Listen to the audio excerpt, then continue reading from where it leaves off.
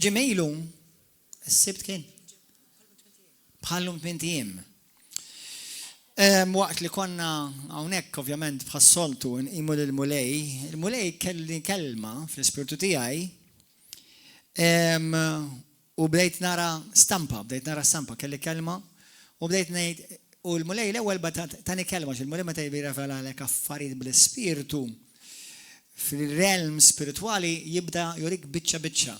L-ewwel mar kelli li bdejt nara oġġett aħdar. Xi ħaġa ħadra. U kif irrilisjajta, jiena bdejt ngħid xi ħaġa rigward fuq li hemm xi ħaġa ħadra li qiegħda fil-closet tiegħek int minn inti u din il-ħaġa ġiet mogħtija lilek minn xi ħadd li huwa importanti fil-ħajja tiegħek jew għażiż u din il-ħaġa qed iġiblek dannu fil-familja tiegħek.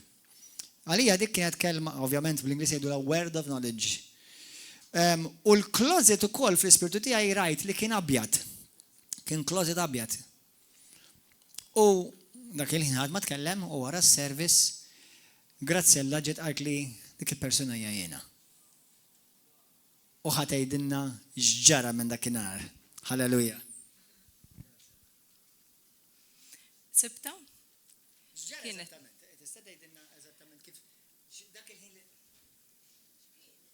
Dak il-ħin li smajtni inti ngħidlek, xi ħsibt? Dak il-ħin ma ħsibtx li kienet hi mal-ewwel. Wara ftit dejt naħseb li setet kienet hi kif semmejt il-kulur aħdar. Hija ħadra vera, ġiet mogħtija lili. Taraw hija xi ħaġa ħadra ġiet mogħtija lilha minn għand min ġiet mogħtija. M'għand persuna negattiva. Bħal xejn m'hemm bżonn nisemmu isem medium u psychic. Kienet, inti konti tmur għand is-psychics qabel. Kienet tmur għand is-psychics u dil-persuna tawa dil-persuna tagħta dil-oġġett ħadra. U għaliex tagħtilek? Tagħtili biex iġib lilek. Smajtu għadi? U inti tmur tfittxa. U fejn kienet di? Meta sibta? Fil-gwardarobba. U l-gwardarobba x'kolori? Bajda. Fil-fatt ċempiltlek biex ngħidlek li ma gwardarobba kienet. Do you see Jesus comes to the river of love. That's why the puppets of the devil hate river of love so much. Do you understand? Hallelujah. U issa issa ovvjament murat jaru xmata itta martel u itfaxħa fin-nar. U l-lum ħanitolbu mija kestendu idejkom lejha din il-mara. Mulej grazzi ta' Grazzjella. Grazzi tal-obbedienza tagħha. Grazzi li inti urejt abbondanza ta' grazzja lejha. U forsi mulej oħrajn li qed jisimgħu dan il-messaġġ. Li forsi wkoll jistgħu jaraw li minn hemm affarijiet li huma fid-dar tagħhom li ġabuhom minn postijiet li huma spiritwalment imniġsa bħal psychics, mediums, tarot card readers, jew nies li kuntattjaw l-ispiriti. Mulej dawn l-affarijiet fil-Skrittura tgħidilna li huma saħta u ġibu saħta u magħmulu tifrik fil-familja. U llum mulej qaddis anke nagħti xhieda għal Derin li qalilna li qalli wkoll li kemilu li jeġijaw u sema l-messaġġ ħajtu nbidlet ukoll u l-familja tagħhom inbidlet kompletament. Mulej qaddis inti ħaj u mulej inti tqum għall-poplu tiegħek. Int mitt imma intu xtajt. U llum nitolbu mulej qaddis għal Grazzjella. U nirrilisi għal qawwa tal-Ispirtu qaddis tiegħek fuqha. Il-barka tiegħek fuqha fuq ulieda, mulej qaddis fuq ir-relazzjoni tagħha ma' Derin, mulej ma' ommijietha u l-ġenituri kollha tagħha mulej biex iżżurhom bil-qawwa tal-Ispirtu tiegħek u x-xita tal-grazzja tiegħek tinżel fuqhom. Mulej nibat issa stess u nibatu flimkien issa stess bil-qawwa tiegħek in-nar. Mulej qaddis fuq kull ħaġa mniġsa, fuq kull saħta, fuq kull spiritu, fuq kull demonju li ġiet magħmula kontra tagħhom f'isem Ġesu Kristu.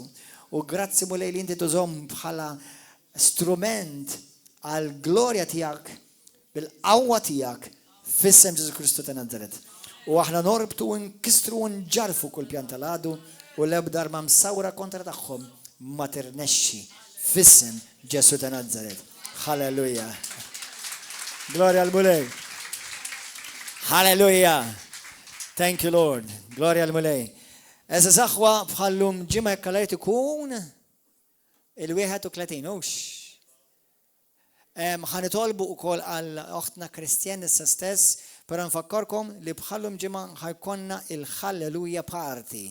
Nħagġiġkom il-kol kemmentkom tiġu, fis-6:30 ħajibda l-Halleluja party, pero specialment ġibu it-tfal ta'kom u stiednu tfal anka minn skejjel ta'kom u ħbib ta'kom u hekk. Kien nitolbu għajan umu flimkien u nitolbu għall-oħtna Kristjan. Mulej għaddis nolulek il-Kristjan issa stess, mulej niċċirkundawa mulej bil-mħabba tiegħek, niċċirkundawa bil-qawwa tiegħek, mulej nieħdu awtorità fuq kull komplikazzjoni f'ġisimha mulej niddikjaraw barkiet u grazzja fuq il-pregnancy għala tagħha mulej u grazzi mulej li kullu ġieħ, kull tafis. Mulej dak il-baby jiġi f'postu fi Ġesu Kristu.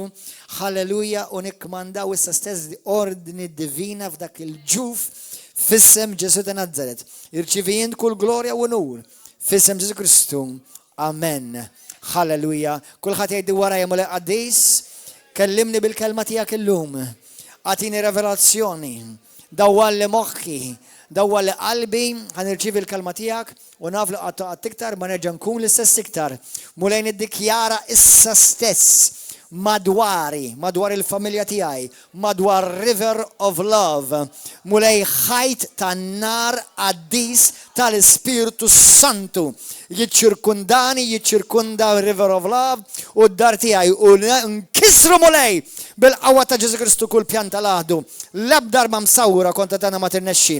Għax akbaru dak li hemm marfina minn dak li hemm fid-dinja fissem Ġesu ta' Nazaret. Halleluja. Amen. Gloria al-Mulej. Morru fi ktib ta' Mark kapitlu 5. Halleluja. Grazzi Ġesu. Mark 5. Thank you, Jesus. Illum ħankompli nitkellem fuq il-fejqan. Kemm minnkom smajtu xi lezzjonijiet fuq il-fejqan. Għal dawk li intom tixtiequ tisimgħu fuq il-passat fuq il-lezzjonijiet tal-fejqan, hemm lezzjonijiet fuq il-YouTube, inħeġġeġkom tisimgħuhom.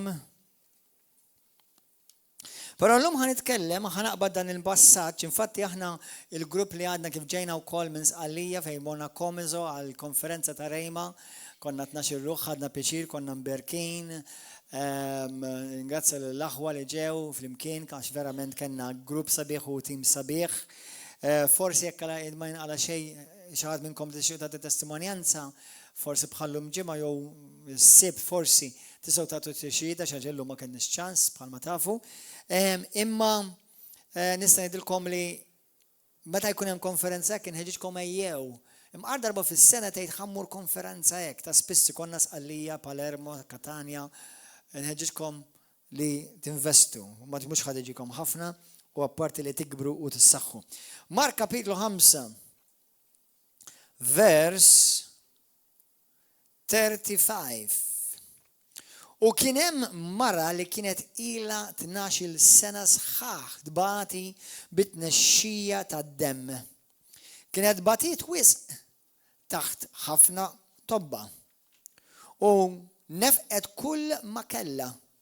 Infatti nista' ngħid Grazzjella bla dubju ta' xejn meta marret għand dil-medium partikolari mhux b'xejn u ċarġetek il-flus kemm il-darba.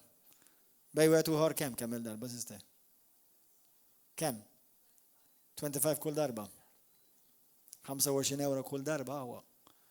M'għandix dubju li l-maġġoranza tan-nies li jiġu River of Love ma jagħtux 25 euro kull darba u jitbierku u jfiju.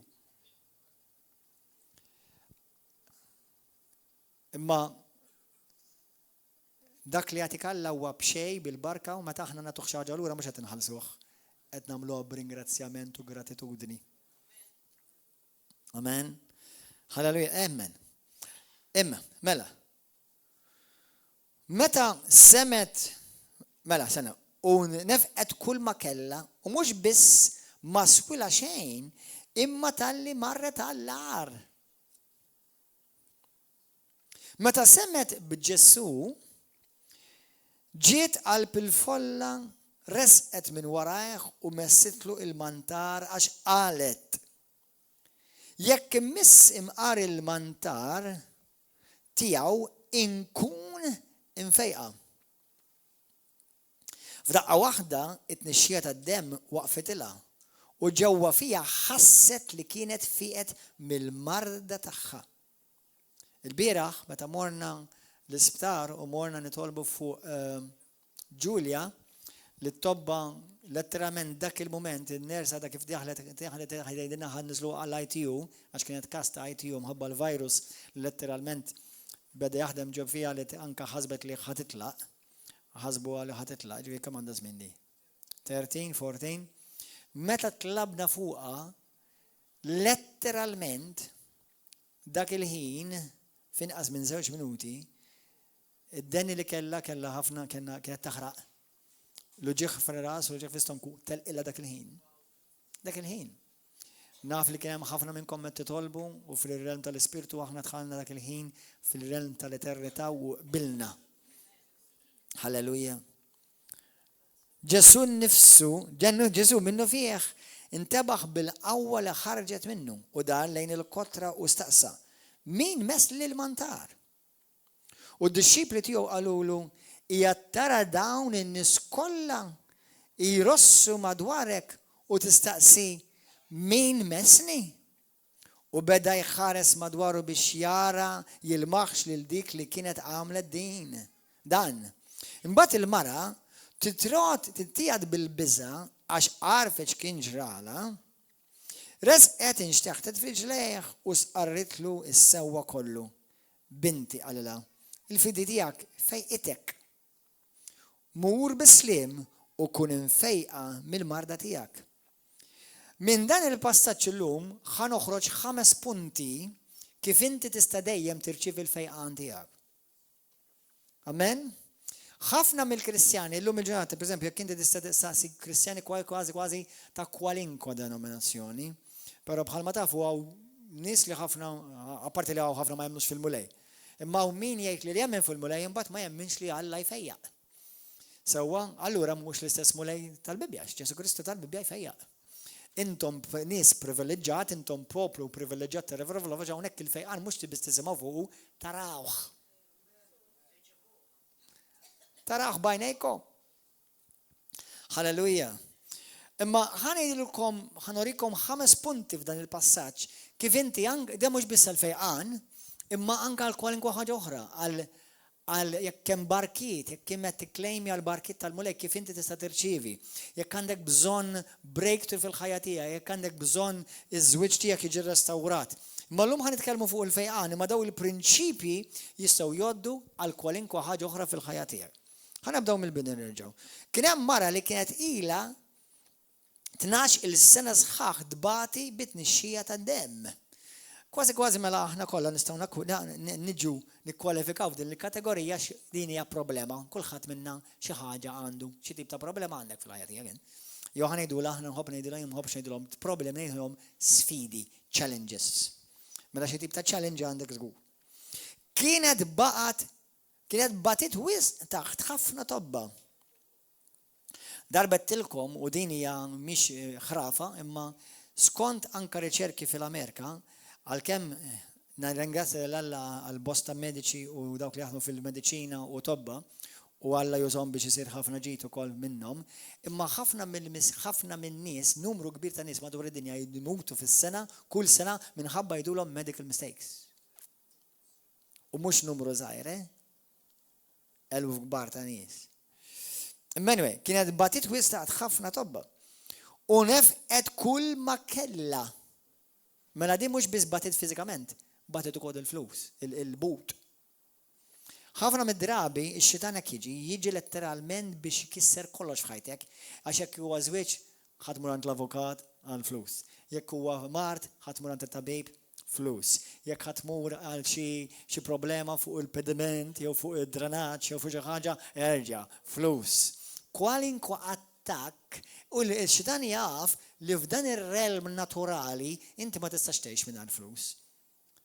Ovvjament aħna ma nistgħux ngħixu mingħajr Alla 100%, imma jna inti rridu ngħixu u allura jaf li jattakkalek il-flus ukoll. Mela, kienet batit wisq taħt ħafna tobba. U nefqet kull ma kella. U mhux biss ma swila xejn imma talli marret allar. Ħanibdew prinċipju number 1. Meta semet b'Ġessu. Meta semet b'Ġessu, bdiet id-differenza fil-ħajja tagħha. Eżis aħwa ħanejlkom ħaġa. Illum ukoll fuq il-Facebook xi ħadd batli biex jitmejjel minn għalih miskin, għalli jiena so and so, għandi so and so, u nixtieq indulej il-mulej. Ġeneralment meta verament iridu il-mulej. Jiena narafhom ma għadux qed jippruvaw jiġbdu li saqajja minn għalihom. Imma ħafna min-nies lil Ġesu mhux qed ifittxuh. U għalhekk huma morda, għalhekk huma maqsin. ħafna min-nies forsi qed ifittxu xi ħaġa imma l-Ġesu għadhom ma semgħux bih. Number 1 aħna ngħixu f'pajjiż li bil-maġġoranza għadhom bil-mentalità tal-bambin.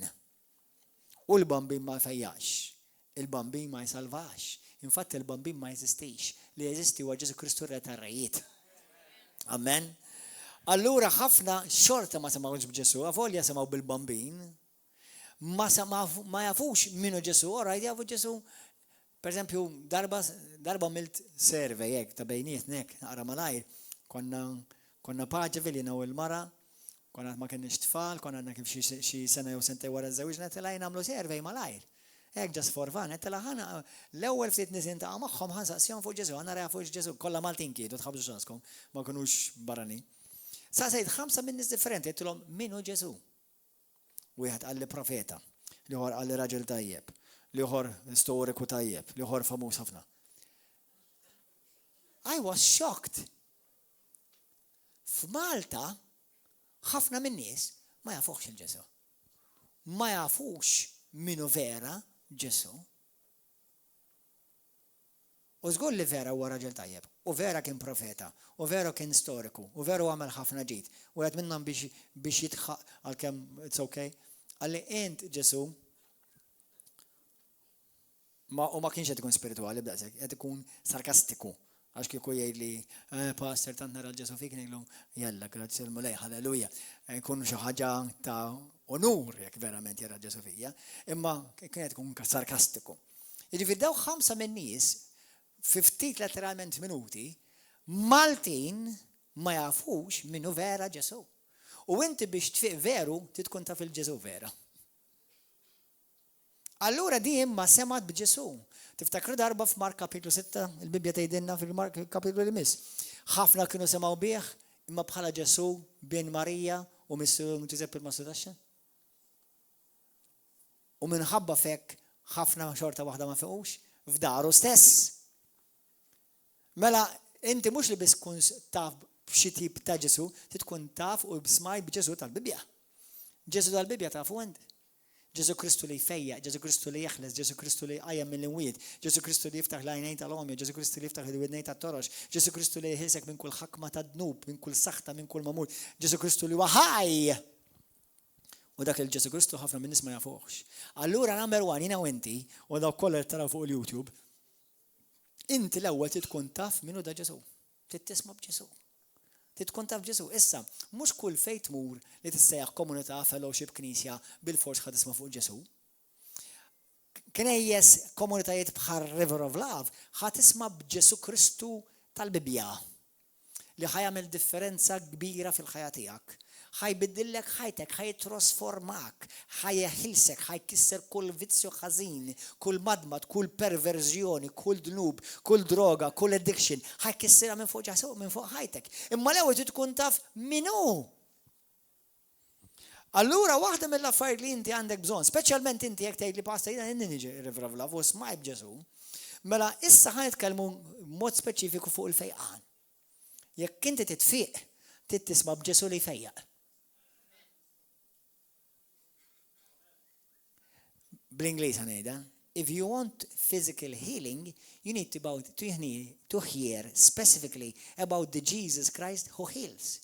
Hemm knejjes fejn inti ħadd mur tisma' b'Ġesu Kristu li jsalva, ma meta jiġi l-fejqan jgħidulkom ma jfejjaqx illum.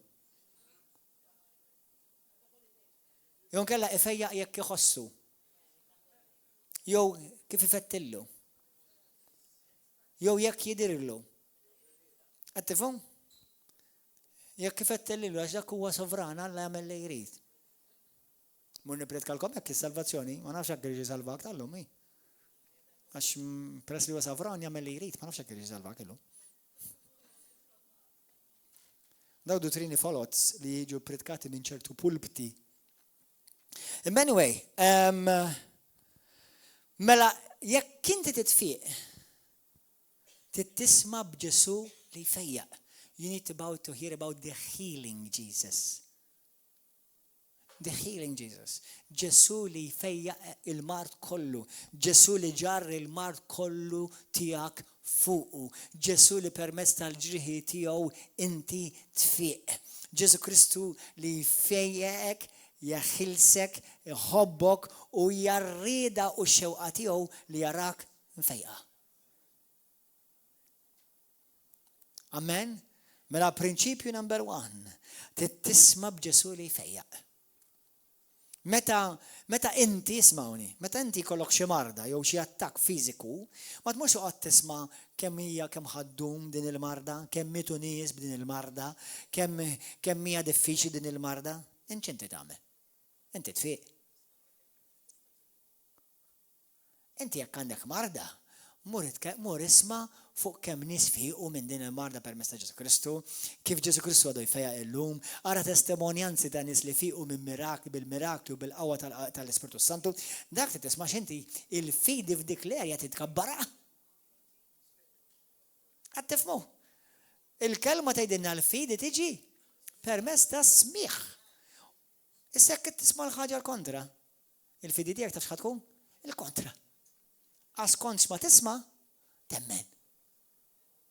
Skonx ħat isma' Mark 4:24, Ġesu jgħid, oqgħodu attenti x'tisimgħu. Oqgħodu attenti x'tisimgħu.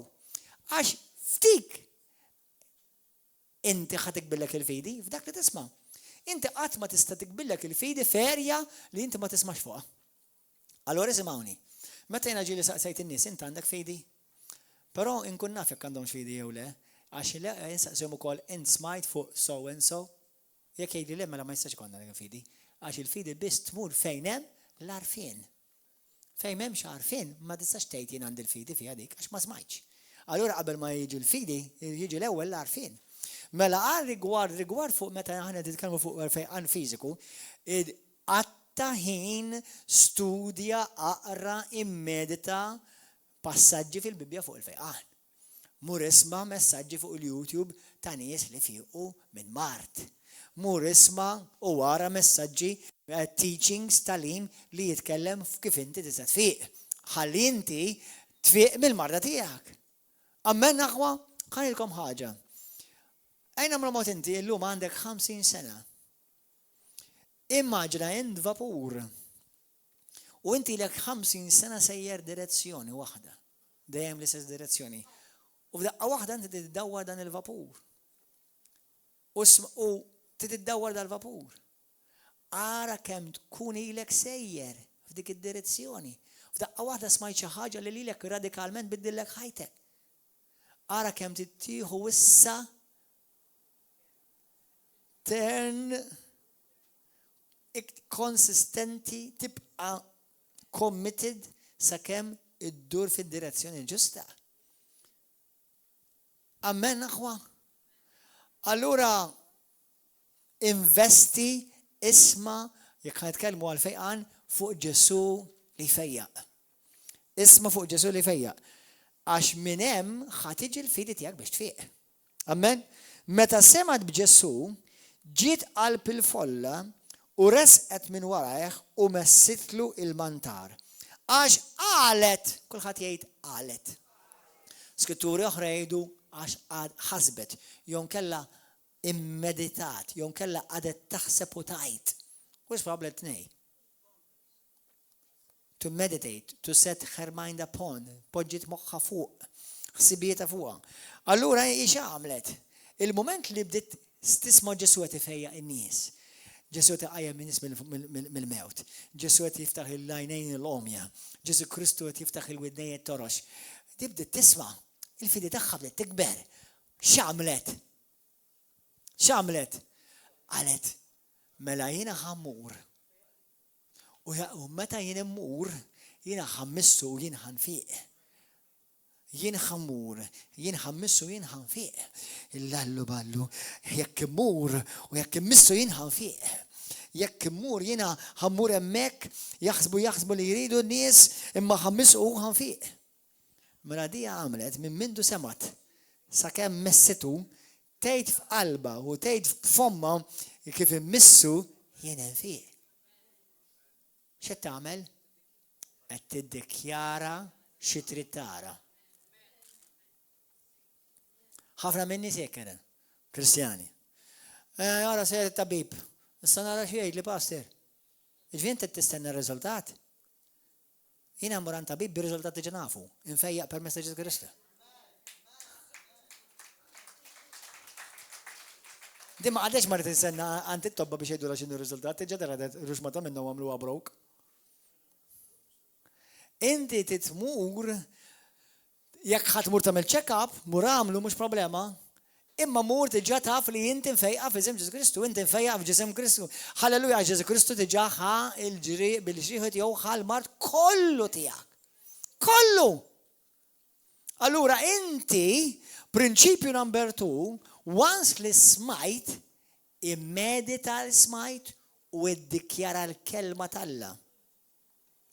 Di ħasbet, she pondered, she meditated, and she said. Ismawni għodu attenti, jaħwa. Fejn ċertu kristjani, karizmatiċi, pentekostali, jamlu żball. Inti tista' tgħid li qed fiq, imma m'intix temmina.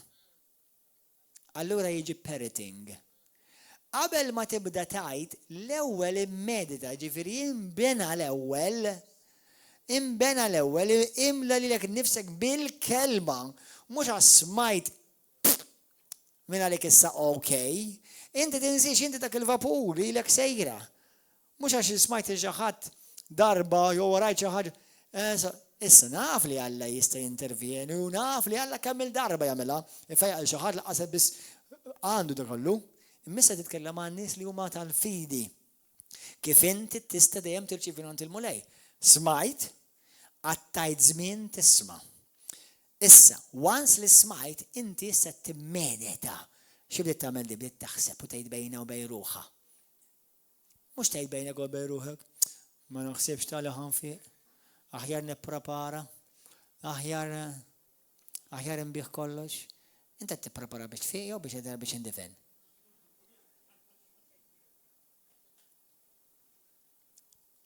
Ħanilkom xi ħaġa ħwa. Moħħkom dan huwa prinċipju importanti, anzi ħanejdilkom tirrepetuh warajja. Moħħkom hawn. Fir-realm spiritwali kollox jiġi rilisjat permezz ta' kliem.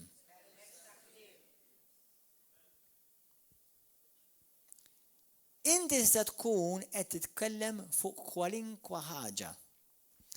U kull kelma li tgħid jew tkun magnet biex l-Ispiritu Santu juża, jew tkun magnet biex id-demonju juża.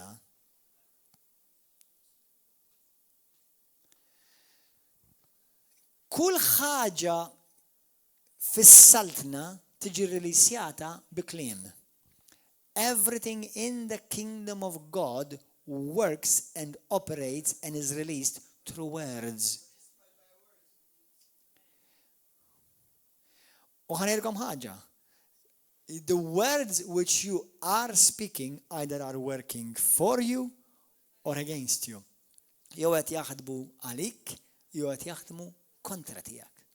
U tattenx tirilisja minn fommok. U tgħidu jibda sekk inti titkellem hekk għax għadek m'għandekx għarfien tar-realm spiritwali. Għax kollox everything travels in the spirit realm in sounds, in words. Jiġi travelja. Allura inti immaġina int Kristu, int Kristjan almenu. Kristu kien jitkellem fil-vojt. Kien jgħid kliem u jgħadak biex biex ngħidu. Jista' jkun li hija waħda mir-raġunijiet mhux l-unika għaliex Kristu kull ma qal seħħ.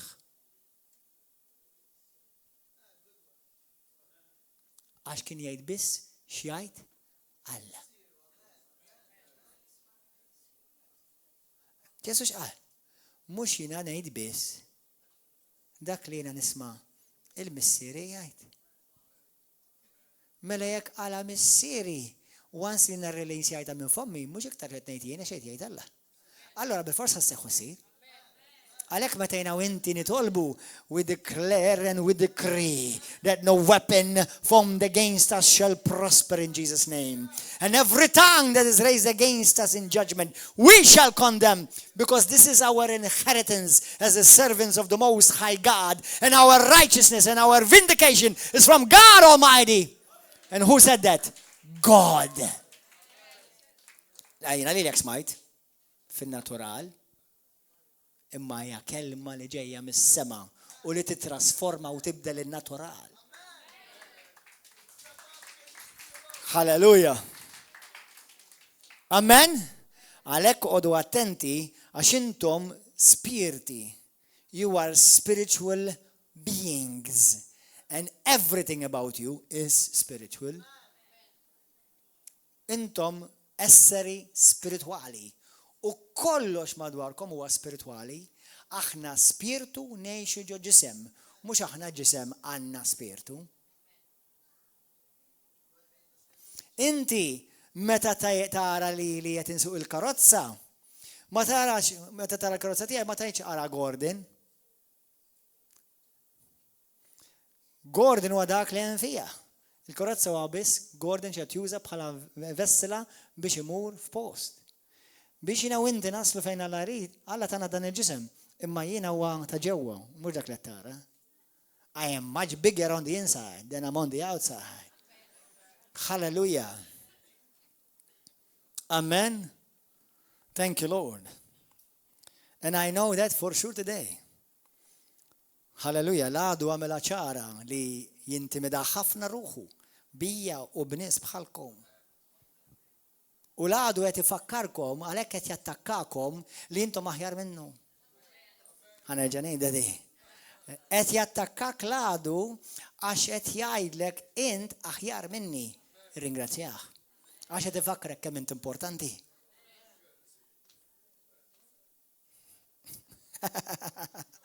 Okay, xut minnkom taqbdu għada. Mela, l-ewwel, isma' jiena Gordon John Manche, naf kemm naf il-Bibja dejjem nisma' l-kelma, dejjem nisma' l-preachings, dejjem nisma' praise and worship. U kif il-nintaqa' ma' xi bħala naqra fil-vojt, delete block. Għax m'għandix ħin għax naħli. That's it. Amen. Meta sema b'Ġesu ġiet qalb il-folla, resqet mi warajh u messitlu l-mantar għax qalet jekk immissim qar il-mantar tiegħi min jaf ifejjaqnix il-mulej hekk qalet. Għamlet dakjarazzjoni. Qalet jien infiq. Jien inkun infejqa. F'daqqa waħda il-nixxija tad-dem waqfitilha. U ġewwa fija ħasset mela once li qalet, once li emnet dak li semet, bdiet tiddikjara bil-fidi dak li emnet u semet fuq. Issa aġixxiet took action. Aġixxiet fuq dak li semat prinċipju 4. Semat, emnet u qalet. Semat, emnet dak li semet. U bdiet tirrepeti dak li semet. Mela semet lil Kristu u l-kelma ta' Kristu. Emnet lil Kristu u x'qal Kristu u bdiet tgħid dak li qal Kristu. Amen. Thank you, Jesus. Ġesu intebaħ bil-qawwa li ħarġet minnu. U dar lejn il-kotra u staqsa, min misli l-mantar. Dan huwa wieħed mill-ftit fil-Bibja fejn Alla jistaqsi mistoqsija. X'inhi? Sa niftit int Alla ta' ma tafx minn missek. X'inhi sa niftit? Immaġina Ġesu għaw mixi jiena u inti nafu li huwa Alla, nafu li Alla Kristu jista' jopera l-lum naf li huwa fil-glorja kompluta tiegħu għax dak il-ħin kienet jopera wkoll bħala bniedem, imma kien hemm drabi fejn Kristu kien jaf ħsibijiet, kien jaf x'inhu għaddej mingħajr ma qalulu xejn. Imma dak il-ħin ma kienx jaf. Alla fil-ġisem. Tidnejdilkom għaliex nemmenin? Għax Alla ma jirrispondix għal krib, Alla jirrispondi għal vuċi tal-fidi. Alla jonora fidi, mhux jonora il-krib, it-tnejjid. Bl-Ingliżi għadi, God is not moved by need, he is moved by faith. If he moves by need, he is constantly moving because there's a lot of need. But he only moves on behalf of those who believe. Inti taħseb meta jiena nara niesi fi u qudiem għajnejja, taħseb li dak il-ħin I'm moving by need? No. I am moved by compassion, hija l-kompassjoni tal-Alla. Kien taħdem fija. Però I'm moving għax jiena llum is-settiljat, illum jiena possedut bid-DNA tal-Alla fid-DNA tiegħi. Dak li Alla qal hekk hu, allura mbagħad nitlob konfidenza mingħajr dubju għax dak li Alla ma jistax jiġi imgiddeb. Dak li qal Alla. Allura mbagħad meta nitlob naf li xi ħadd ħajfi. Qed tifhmu? U hekk għandek tkun int. Ġesu qal dan li għalhom min misni. Qalulu qiegħed tara dawn nies kollha jirossu madwarek u inti tistaqsi int Ġesu, hello. Min misni. U beda jħares madwaru biex jara jilmaħx lil dik li kienet għamlet dan. Imbagħad il-mara titrod bil-biża għax għarfet biex kien ġrala, resqed inxteħtet f'riġlejh u sqaritlu sewwa kollu. U qalla isma' għadin minn mara mġidma, mara irreġettata, mara li kieku skoprew li din edha fil-folla marida kienu jħaġruha u joqtlu hemmhekk u jagħmlu monument tagħha fuqha. U barra minn hekk mara li ovvjament trattata bħal klieb. Il-moment li tfiq Ġesu Kristu għanni fej jaqa' mill-ġisma, fej ilha l-finanzi u jtija identità u jsejħilha binti. Alleluja, alleluja. Grazzi Ġesu. Illum Ġesu Kristu lilek irid ifejqek. Irid iħilsek. Irid janqek u jgħidlek binti Aziza, ibni Aziza. Jiena bidneb le. Issa ma dekx bidneb. Issa binti sultan, binti r-re. Ħalla ibn ir-re, glorjuż Ġesu Kristu. Halleluja. Misima waħwa. Għal dawk li jgħidu għax Alla huwa sovran jaħdem kif irid u meta jrid. Ara ġejja l-ħmerija taċ-ċentenarju. Alla binti, il-fidi tiegħek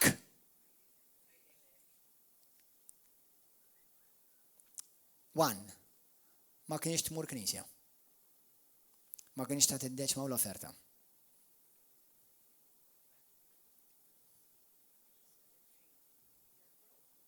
Ovvjament ma kienet ċejax, kienet għadha midimba. Kienet għadha taħt il-liġi, kondannata. Imma isimgħu Alla x'Alla, Kristu huwa Alla fuq din id-dinja. Il-fidi tiegħek fejqitek mur xalom kun sħiħa. Millum il-qoddim għax jien missejtek, millum il-qoddim għax int missejtni bil-fidi, illum int nfejqa fizikament. Il-but tiegħek ħajjiġi nfejjaq u millum il-qoddim ma jonqsok xejn, ħandek ix-xalom tiegħi. Halleluja.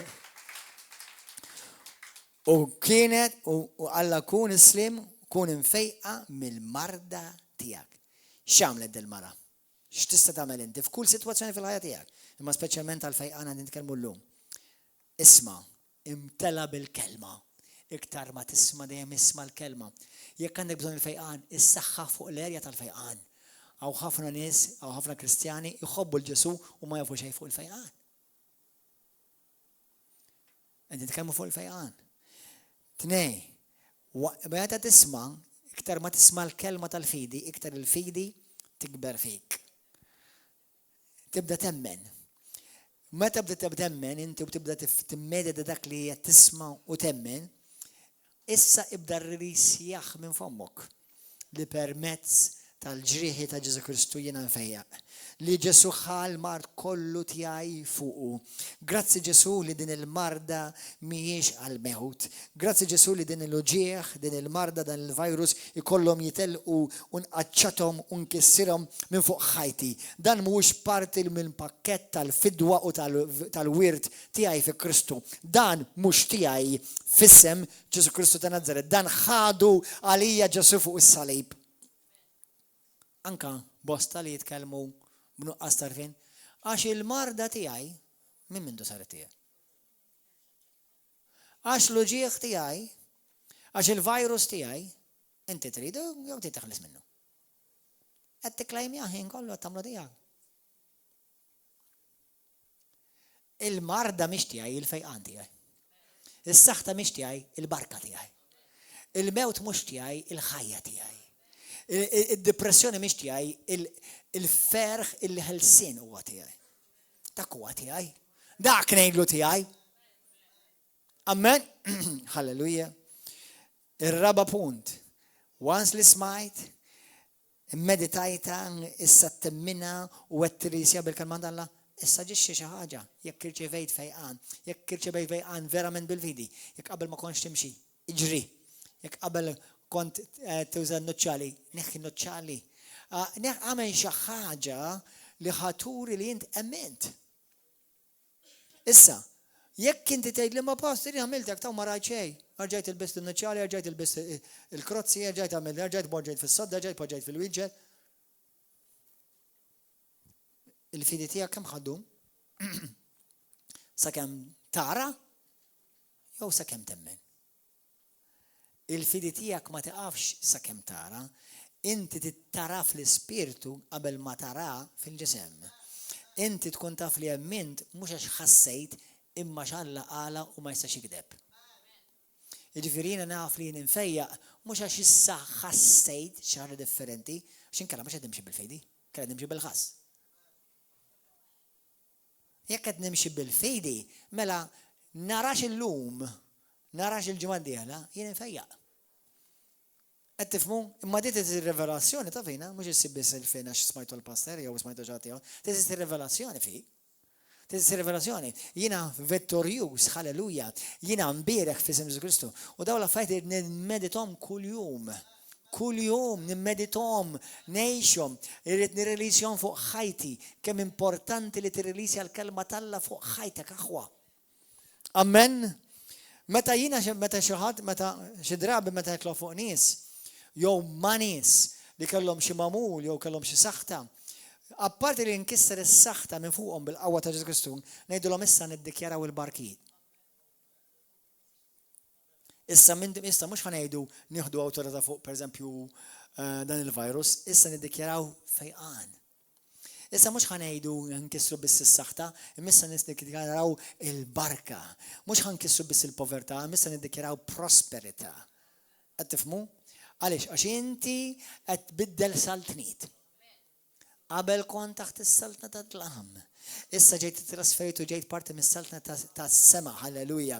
Allura issa dak li x-xitan seraqlek terġa' tieħdu kollu lura u tiddikjarawh u temnu tirċivih u dalli jdejk u tibda tfaħħar mulej li sar tiegħek, halleluja. Amen. Glorja l-mulej u r-raba ħaġa, mela r-raba ħaġa aġixxi fuqha, wasla minn tambi aġixxi fuqha. U inti tirċivija, murejt il-xaħat, xamil miegħek il-mulej.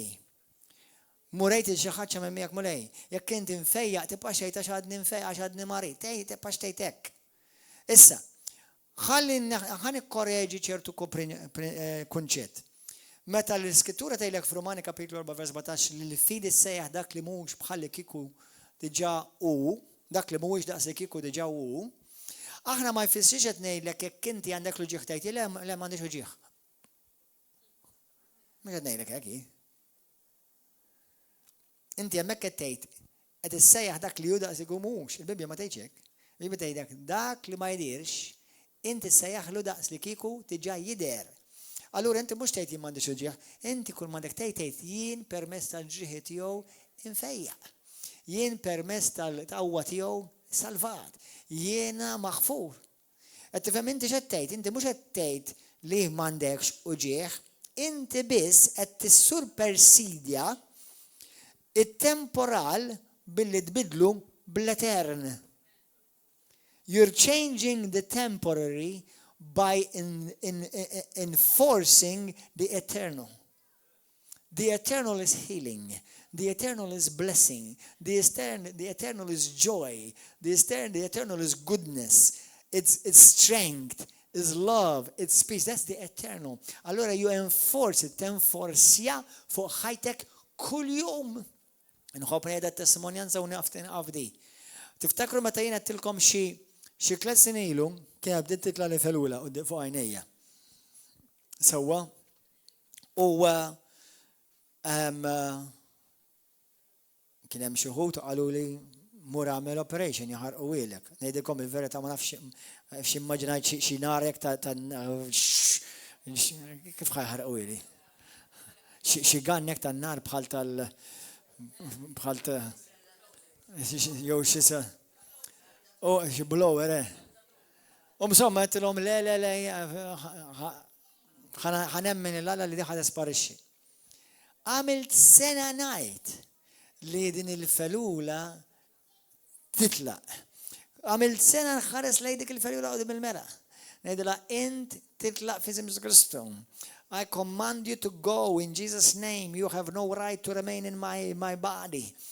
Sena waħda minnhom inqum fil-ħodu u once li ħansa. Ups. Issa. Għaw min jgħidlu dik kombinazzjoni tal-qed. Min ma jemmenx, għalek kollha kombinazzjoni. Sewwa. U dak huwa fejqan li tirċivih bil-fidi tiegħek. Meta aħna naraw nies ifiqu bħal ma rajna in-nanna ta' Kurt, rajna bosta nisa hawnhekk oħra li fiqu f'ħakkatajn, dak mhux fejqan bil-fidi tagħhom, dak miraklu. Dak miraklu, dak huwa instantanju fil-preżent. Ħafna drabi daqbes il-fidi tiegħek infatti dik. Imma meta nirċievu issa il-fejqan bil-fidi tiegħek, il-fidi tiegħek hija mixja tinsix. Il-bniedem ġust jgħix bil-fidi. Mela għada rrid inkompli nemmen. Peter għada rrid inkompli nemmen. Għadni ma rajt xejn passar. Mela kompli nemmen u ddikjara. Kompli r-rilisja l-qawwa talla fuq ħajtek. Għax ġej mument fejn talqod gaxer. U jagħmel fu! U meta talqod dak il-gaxer li inti tkun bnejt fl-ispirtu, hemmhekk dak li kollu jgħidulu bil-Malti l-isblog, dak li bl-Ingliż jgħidulu breakthrough. Amen aħwa? Halleluja. Ħattu piċir? Grazzi Ġesu. Ejja nbaxxu rasna aħwa, ejja nbaxxu rasna. Għani tolbu. Hija talima li inti tista' tipprattika f'ħajtek kuljum. L-istess ħafna drabi fil-ħajja tiegħi fejn ma rajtx affarijiet instantanji nuża dan il-prinċipju. Nisma' l-kelma fuq dik il-ħaġa li għandi bżonn nissaħħa fil-fidi. Nimmedita fuqha, nemmina, nibda niddekjaraha u nibda naġixxi li daqs li kieku hekk hu. Amen. Jekk inti llum qiegħed hawnhekk tieni xejn soft music at the background, jekk inti llum qiegħed hawnhekk jew qed tara dal-messaġġ fuq YouTube u forsi tgħid pastor jiena smajt dal-messaġġ, nixtieq insir naf il dan il-Ġesu Kristu ħaj li inti titkellem fuq u inti tixtieq verament iddur bħajtek realment lej Ġesu. Ġesu Kristu ta' Nazzaret, Ġesu Kristu li bentalla l-ħaj, Ġesu Kristu li miet għalik fuq is-salib, li ġar fuq il-mart kollu tiegħu fuqek, li ġar fuq il-dnub kollu tiegħek fuqek. Halleluja.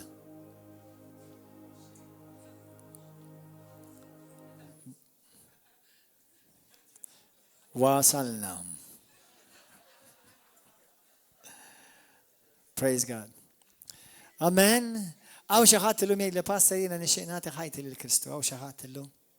Għaw xaħat. Għaw xaħat għall-ewwel darba tixieq tagħti ħajtek il-Ġesu Kristu inti.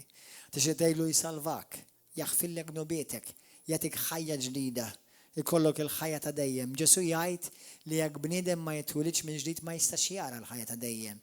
Għaw xaħat li inti tixtieq tgħid li pasta l-lum għall-ewwel darba nixtieq nitwiled minn ġdid. Verament nagħti ħajti lil Ġesu. Għaw xaħat tolli dejk malajr. Malajr, bla mistħija. Grazzi Ġesu, grazzi mulej, min iktar. Min iktar, għolli dejk, jek inti tixtieq titlob din it-talba biex tgħid il-Ġesu jiġi f'ħajtek. Thank you Lord, hallelujah. Min iktar, thank you Lord, iktar, thank you Lord, min iktar. Min iktar, min iktar. Min qalbek, ejdi talba warajja min qalbek. Għala għajnek, ejda tajjad biżejjed li tisma' lilek innifsek tajda. Illum inti ħatpoġġi il-fidi tiegħek fi Kristu biex jisalvak, biex jieħdok il-ġenna u jekk għandek bżonn fejqan biex ifiqek. Qegħdi talba warajja minn qalbek. Qegħdlu mulej qaddis.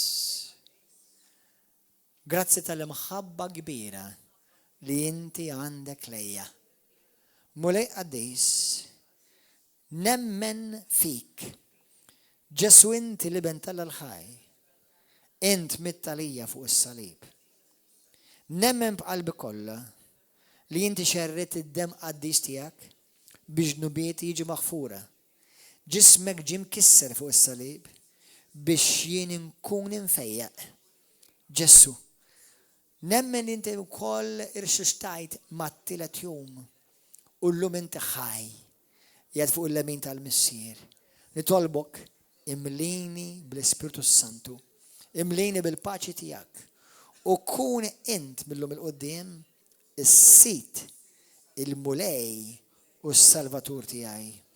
Kisser minn fuqi mulej dak kollu li mhux ġej minnek. Kisser mulej minn fuqi kull mart, kull virus, kull ġieħ.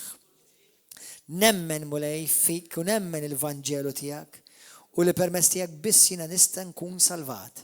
Mhux bil-opri tiegħi, mhux bis-saħħa tiegħi, imma bil-grazzja tiegħek. Imma nitolbok użani għall-glorja tiegħek mulej. U la tħallini qatt nitbijat minnek. Ejja f'qalbi Ġesu. U millum il-qudiem jien niddikjara jiena ta' Ġesu Kristu. Għall-glorja tiegħek Missier. Halleluja. Għatu grazzja lil-mulej, għatu ringrazzjament il-Ġesu. Jekk inti llum għandek bżonn fejqan, għandek bżonn fejqan, kulħadd bil-wifqa, għandek bżonn fejqan f'ġismek, nitolbok tiġi issa stess ħanitolbu fuqek.